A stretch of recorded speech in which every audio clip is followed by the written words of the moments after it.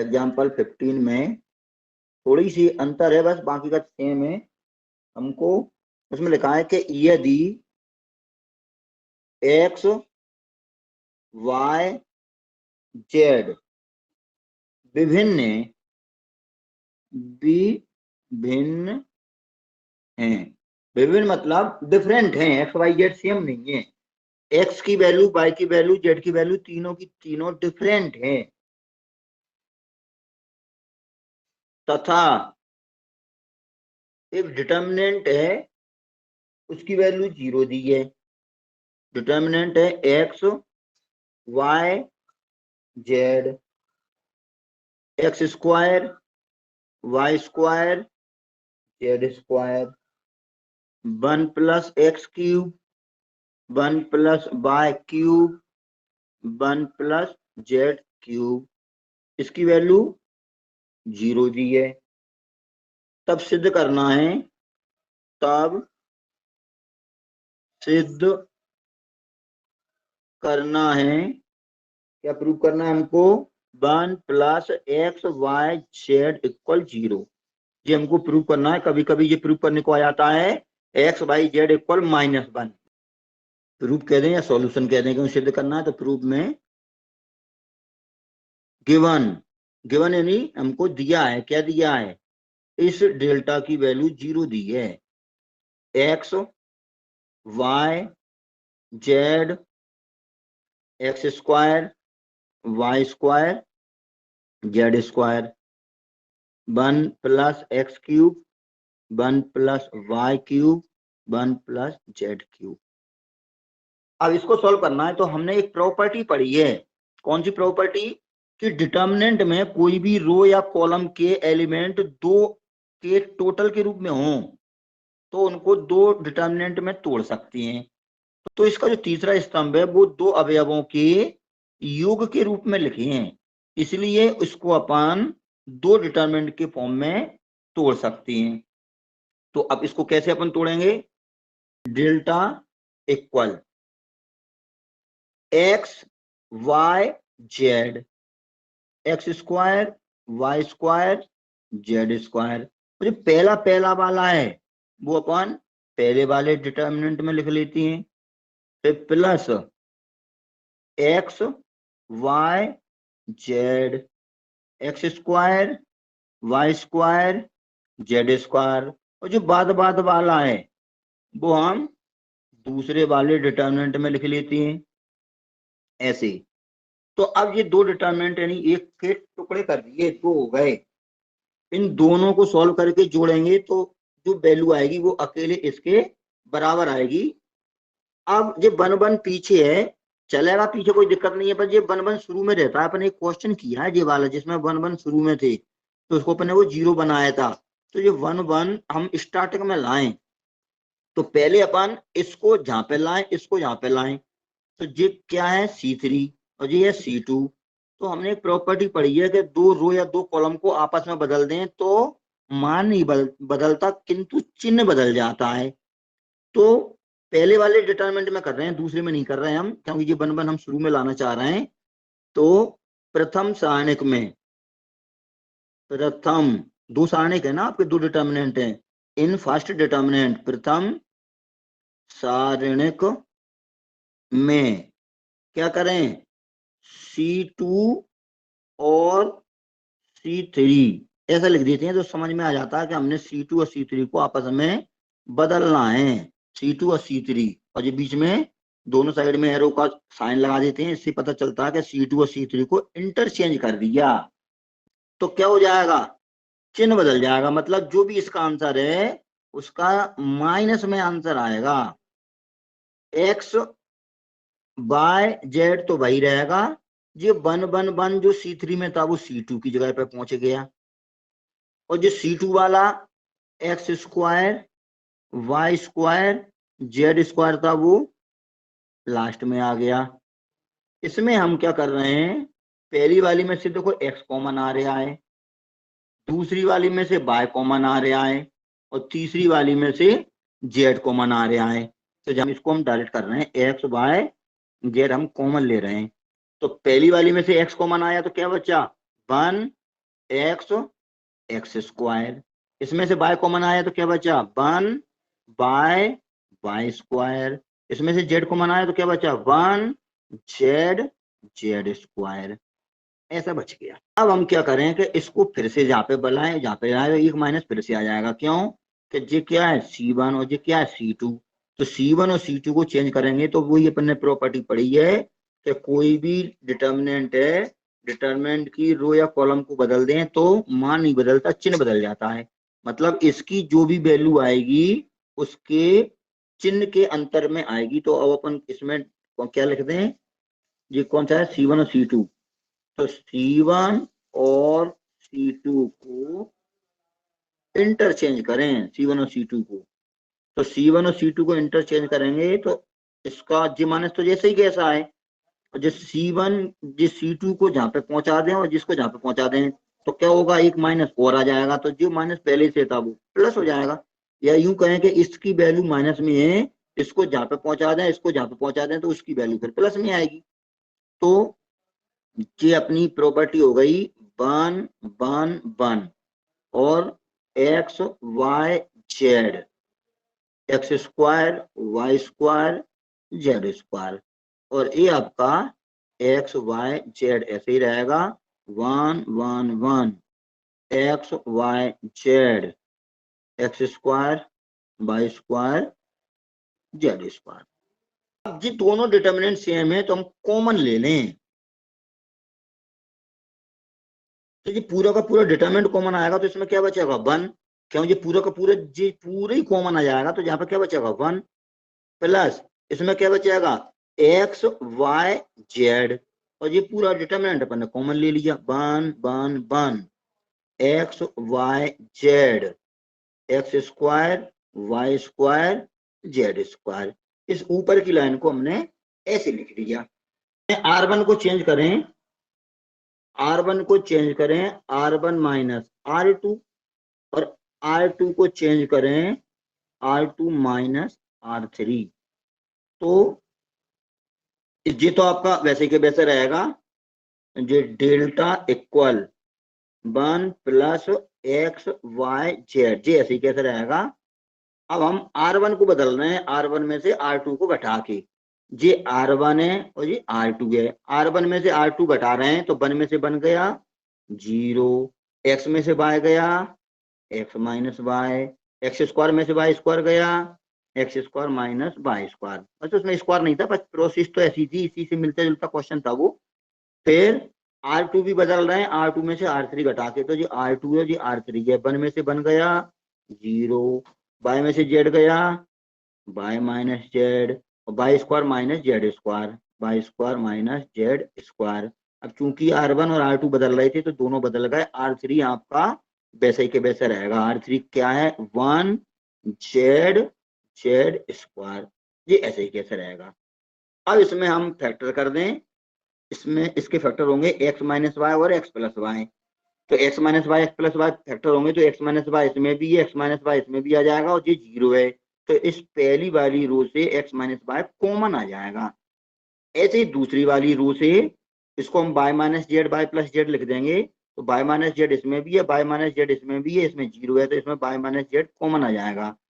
यहाँ पे 0 नहीं होता तो कॉमन नहीं आता, फिर उसमें y माइनस जेड होना चाहिए था, लेकिन अभी 0 है तो 0 में तो y माइनस जेड मान लेती हैं, क्योंकि 0 इंटू वाई माइनस जेड लिख सकती हैं, 0 इंटू वाई माइनस जेड तो 0 ही होता है, इसलिए अपन ये मान के चलती हैं कि y माइनस जेड इसके अंदर भी है, y माइनस जेड इसमें भी है और y माइनस जेड इसमें भी है। जब अपन जो कॉमन लेंगे तो इसमें तो 0 ही बचेगा, इसमें 1 बचेगा, इसमें y प्लस जेड बचेगा, क्योंकि इसके फैक्टर y माइनस जेड और y प्लस जेड हो रहे हैं ना, तो y माइनस जेड कॉमन ले लिया, y प्लस जेड बच गया, तो delta equal 1 plus x y z, और ये क्या था 0 एक्स माइनस वाई, और ये था एक्स माइनस वाई और एक्स प्लस वाई, उसके हमने फैक्टर कर लिए, और 0 वाई माइनस जेड, और ये था वाई माइनस जेड और वाई प्लस जेड, और 1 z z square, 1 plus x y z. पहली वाली से क्या कॉमन ले रहे हैं x माइनस वाई, हमने कॉमन ले लिया, दूसरी वाली से क्या कॉमन ले रहा है, y माइनस जेड, वो भी कॉमन ले लिया। तो अब इसमें बचेगा क्या, इसमें x माइनस वाई कॉमन लिया तो 0 1 और x प्लस वाई। इस वाले में क्या बचा, 0 1 और y प्लस जेड। यदि इसमें भी x प्लस वाई बच जाता तो ये दोनों रो बराबर हो जाती तो इसकी वैल्यू 0 हो जाती पूरे डिटर्मिनेंट की।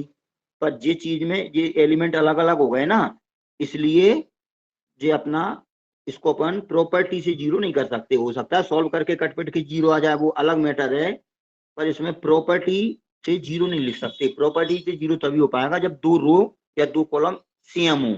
इसमें पहली रो और दूसरी रो सेम हो जाती यदि ये दोनों एलिमेंट सेम हो जाते, पर अभी अलग अलग हैं तो अपन उसको प्रॉपर्टी नहीं लगा सकते।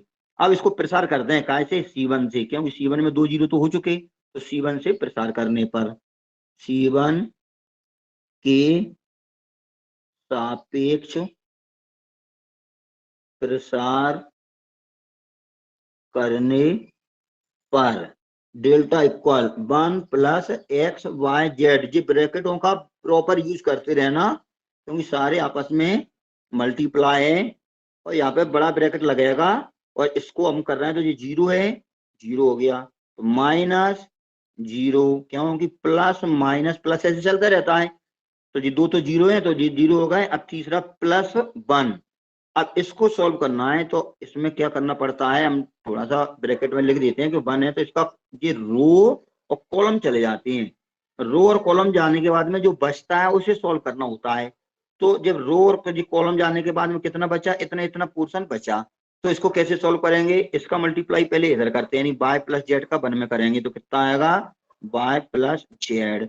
फिर माइनस लगा के इसका करेंगे तो x प्लस वाई का 1 में करेंगे तो आएगा x प्लस वाई।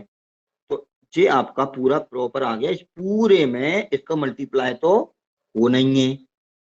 अब 1 plus x y z, x minus y, y minus z, और ये आएगा y plus z minus x और माइनस के वाई। वाई से वाई कैंसिल हो जाएगा। तो ये क्वेश्चन कभी कभी इतना को प्रूव करने को आ जाता है कि इतना प्रूव करें, क्योंकि हमारा ये आंसर आ गया x minus y, y minus z और जेड माइनस एक्स, है ना।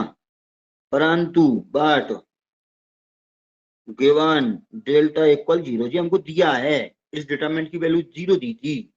1 plus x y z, x minus y, y minus z, z minus x equal 0। अब ये आपने 9th 10th का रूल पढ़ा है कि मल्टीप्लाई किन्हीं भी ब्रैकेट का 0 है तो ये फैक्टर बन रहे हैं, गुणनखंड हैं, इनका मल्टीप्लाई 0 तभी होगा जब इनमें से कोई ना कोई सा 0 होगा। क्योंकि किन्हीं भी संख्याओं का मल्टीप्लाई 0 तभी आप कर पाओगे जब उनमें से कोई ना कोई एक 0 होगा। आप कोई भी दो संख्याएं ऐसी ले नहीं सकते, आप कितना भी सोच लें, दो संख्याओं का मल्टीप्लाई 0 तभी होगा जब उनमें से एक कम से कम एक 0 है। दोनों 0 हो तो चलेगा, 0 गुणा 0 0 हो जाएगा, पर एक तो 0 होना चाहिए। जैसे 0 गुणा 5 0, 50 गुणा 0 0, लेकिन दोनों 0 ना हो और मल्टीप्लाई 0 हो, ऐसा नहीं हो सकता। मल्टीप्लाई 0 तभी हो पाएगा जब उनमें से कोई ना कोई सा ब्रैकेट 0 हो, तभी तो मल्टीप्लाई 0 हो पाएगा। तो ऐसे इन चारों का मल्टीप्लाई 0 है तो ये तभी हो पाएगा जब या तो जी 0 हो, या जी 0 हो, या जी 0 हो, या जी 0 हो। तो अपन लिख सकते हैं कि परंतु x माइनस वाई और ये 0 हो नहीं सकता। ये क्यों 0 नहीं हो सकता, नहीं तो x और y बराबर आ जाएंगे। हमको दिया था स्टार्टिंग में कि x और y बराबर नहीं है, सारे डिफरेंट हैं, तो ये 0 हो नहीं सकता, है ना। y माइनस जेड वो भी 0 नहीं हो सकता, है ना। और z माइनस एक्स वो भी 0 नहीं हो सकता। ये तीन, ये वाले ब्रैकेट 0 तो हो नहीं सकते, क्योंकि x y z सभी भिन्न है। x y z are all different, ये सारे डिफरेंट हैं। पता है इन सबका मल्टीप्लाई 0 है, ये 0 हो नहीं सकता, ये 0 हो नहीं सकता, ये 0 हो नहीं सकता, तो फिर मजबूरी में ये 0 होगा। कौन सा? 1 plus x y z equal 0, यही हमको प्रूव करना था। Hence proved. एग्जाम्पल 16 में दर्शाइए कि 1 plus a 1 1 1 1 plus b 1 1 1 1 plus c, ये किसके इक्वल है? A b c 1 plus 1 upon a plus 1 upon b plus 1 upon c, या a b c plus b c plus c a plus a b. तो इसका इसमें multiply कर देंगे तो जी आ जाएगा। Let delta equal 1 plus a 1 1 1 1 plus b 1 1 1 1 plus c, ये आ गया। अब हम जो 1 1 है तो हमने पहले ही आपसे बताया था कि 1 1 है तो अपन 0 बनाने की कोशिश कर लेते हैं। R1 को चेंज कर रहे हैं, R1 में से क्या घटा रहे हैं? R2, R1 को चेंज कर रहे हैं R1 माइनस R2। एक को और चेंज कर दो, R2 को चेंज कर दो R2 माइनस R3, 1 1 तो कम से कम चले ही जाएंगे। तो डेल्टा इक्वल, देखना R1 में से R2 हटा रहे हैं तो जी R1 है, जी R2 1 प्लस ए में से बन गया तो क्या बचा? ए 1 प्लस बी, 1 में से 1 प्लस बी गया तो माइनस बी, जी ध्यान रखना 1 में से बन गया 0, 1 में से बन गया 0, 1 प्लस बी में से बन गया बी, और 1 में से ये चला गया तो माइनस सी, और 1 1 1 प्लस सी। R1 के सापेक्ष प्रसार करने पर इतना आएगा ए। अब ध्यान रखना ए आ गया तो अब इसका कॉलम और रो चले जाती हैं जो अपन लेते हैं, तो कॉलम और रो चले गए तो इसका मल्टीप्लाई इसमें करेंगे, तो बी का मल्टीप्लाई किसमें करेंगे? 1 प्लस सी में, तो माइनस लगा के इसका मल्टीप्लाई इसमें करेंगे तो कितना हो जाएगा? ये तो प्लस सी हो जाएगा, तो ये प्लस सी हो गया। फिर माइनस, और ये माइनस बी, हम R1 से प्रसार कर रहे थे तो ना, ये प्लस माइनस प्लस ऐसे चलता है, तो ये प्लस वाला हो गया, तो ये माइनस का होगा, ये माइनस तो ये एलिमेंट वाला माइनस है, फॉर्मूले का माइनस तो यहाँ पे लगाएं, और इसका कॉलम और रो चले गए, तो कॉलम और रो जाने के बाद में क्या बचा? इसका मल्टीप्लाई इधर करेंगे तो जो 0 ही हो जाएगा, ये तो हम 0 ही लिख दें। तो माइनस लगा के इसका मल्टीप्लाई इधर करेंगे तो ये माइनस सी का प्लस सी कर दें सीधा, ये तो सिंपल सा हो गया। और ये तीसरा तो 0 ही है तो लिखने की जरूरत ही नहीं है, ये तो आपका पूरा का पूरा 0 ही है। अब ए बी का अंदर मल्टीप्लाई करेंगे बी प्लस बी सी, और जे सी ऐसा ही कैसा रहेगा? माइनस और माइनस प्लस, बी का सी में करेंगे बी सी। अब इसका मल्टीप्लाई इधर करेंगे तो a b plus a b c plus a c plus b c. तो एक चीज तो प्रूफ हो गई, इसको अपन लिख दें a b c plus b c plus a c plus a b. अब इसमें अपन ए बी सी कॉमन निकाल लें तो इसमें क्या बचेगा? 1, इसमें बचेगा 1 अपॉन ए, इसमें बचेगा 1 अपॉन बी, इसमें बचेगा 1 अपॉन सी, क्योंकि अपन ने कॉमन निकाला ए बी सी, तो ए बी तो कॉमन आ गया, इसमें सी था ही नहीं, तो जो नहीं था वो अपॉन में चला गया। ऐसे ही इसमें से हम ए बी सी कॉमन निकालना है, तो ए बी सी कॉमन निकालना है तो ए सी कॉमन तो आ गया, बी था ही नहीं तो वो अपॉन में चला गया। इस प्रकार से ये चीज बच गई, इसमें ए बी सी में पूरे कॉमन आ गया तो इसमें 1 आ गया, तो ये अपना प्रूफ हो गया, हेंस प्रूव्ड। 11 के फर्स्ट क्वेश्चन में हमें इस डिटर्मिनेंट की वैल्यू को a प्लस बी प्लस सी के होल क्यूब के बराबर प्रूव करना है। तो जो डिटर्मिनेंट दिया है इसको अपन डेल्टा मान लें, लेट डेल्टा इक्वल, डेल्टा इसलिए मान लेते हैं क्योंकि बार बार इतनी बड़ी डिटर्मिनेंट कौन लिखे, तो डेल्टा इक्वल लिख देंगे कि डेल्टा इक्वल इतना, तो डेल्टा इसके बराबर आ गया, मतलब जी सारे का मान आ गया। A minus b minus c, 2b 2c, 2a b minus c minus a, 2c, 2a 2b c minus a minus b। अब देखें ये माइनस का b है और इधर 2b है, ध्यान से देखना भाई, अपन देख के आइडिया लग जाता है कुछ प्रॉपर्टियों में। तो ये अपन और ये 2c और ये c है, यदि हम R1 में R2 और R3 को जोड़ दें, मतलब हम क्या करें कि जो R1 है उसमें R1 में R2 और R3 को जोड़ दें, तो क्या होगा, जी R1 है, R1 बदल रहे हैं हम, से B घट के B बचेगा प्लस के, और 2C में से C घट के प्लस के C बचेगा, यानी जी लाइन हो जाएगी A plus B plus C। क्या होगा, 2B और B को जोड़ेंगे तो 2B में से B घट जाएगा तो प्लस के B बचेगा ना, और ये 2C में से C जाएगा तो प्लस के C बचेगा। क्या इनको सब कुछ जोड़ रहे हैं, तो इस वाले में ये जोड़ेंगे तो कितना बचेगा, 2A में से A गया तो A बचा प्लस का, इसमें ये भी जोड़ेंगे ये भी जोड़ेंगे, तो 2a में इसको जोड़ेंगे तो a बचा, इसमें भी तो ये जुड़ेगा तो c बचा, और ये b पहले ही से है, तो ये वाली लाइन भी a प्लस बी प्लस सी हो जाएगी, और ये वाली भी a प्लस बी प्लस सी। क्या होगा, 2a में से a घट जाएगा तो a बचेगा, 2b में से b घट जाएगा तो b बचेगा, और c अकेला है ही, तो R1 बदल रहे हैं, तो जो हो जाएगा डेल्टा इक्वल क्या हो जाएगा, a plus b plus c, ये भी हो जाएगा a plus b plus c, ये भी हो जाएगा a plus b plus c. ये दोनों ऐसे ही कैसे रहेंगे, 2b b minus c minus a, 2b 2c 2c c minus a minus b। इसमें a plus b plus c common ले लें, तो a plus b plus c common ले लें, तो इसमें बचेगा 1 1 1, और बाकी का तो ऐसे ही कैसे रहेगा, 2b b minus c minus a, 2b 2c 2c c minus a minus b, इतना आ गया। जैसे ही अपन को बन बन दिखते हैं तो अपना टारगेट वही रहता है कि इनको जीरो बना दें तो एक्सपेंड करने में सुविधा होगी।